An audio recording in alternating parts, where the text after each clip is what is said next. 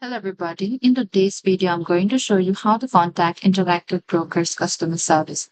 Firstly, you need to open any of the web browser, and in the top there's this address bar. Type down interactivebrokers.com and enter it. And once inside this homepage, in the top right we can find the support icon. Select that. And from the support, you need to go under the support again.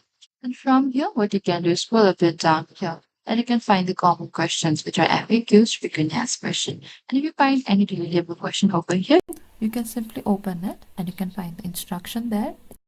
And if you need more help, what you can do is you can scroll a bit down here. And from here, you need to find this phone support. Select that. And over here, what you need to do is you can simply scroll a bit down. And from here, you can find this number according to the location.